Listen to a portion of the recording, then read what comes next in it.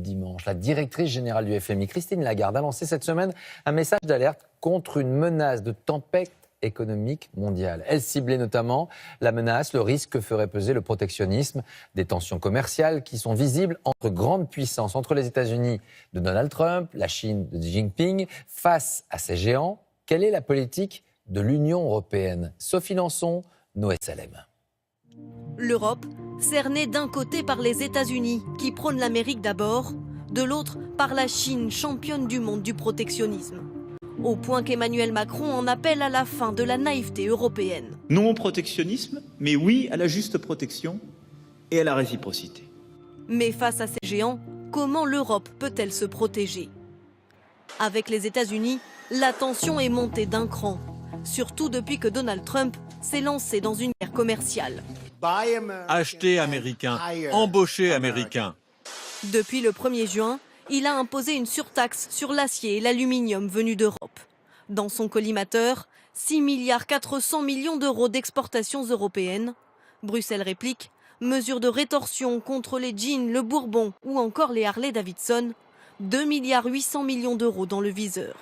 Moins donc que les Américains, mais le but est clair, rester dans le cadre légal des règles de l'Organisation mondiale du commerce, une stratégie inadaptée pour certains économistes. Maintenant, Trump en particulier a décidé d'avoir une politique commerciale agressive, unilatérale et qui contredit les règles de l'OMC. Donc face à ce nouveau contexte, qui est très récent pour Trump et qui est moins récent pour la Chine, en effet, l'Europe doit certainement changer de stratégie, être elle-même plus agressive. Mais aujourd'hui, face aux géants américains, l'Europe est encore gagnante. Elle exporte beaucoup plus de produits vers les États-Unis qu'elle n'en importe, 108 milliards d'euros d'excédent sur les 11 premiers mois de 2017. Une situation diamétralement opposée avec la Chine. Sur la même période, les Chinois nous inondent de leurs produits et nous en achètent peu. Résultat, 162 milliards d'euros de déficit pour l'Europe.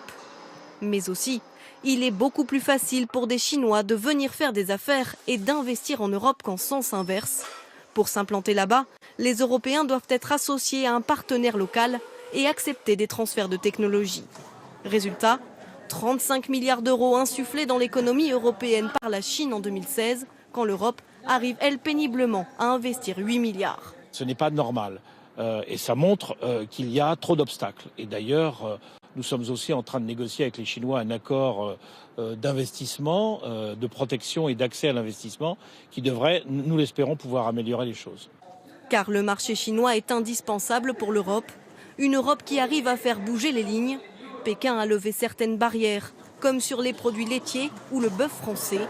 Les exportations vers la Chine ont même progressé de 18% en 2017.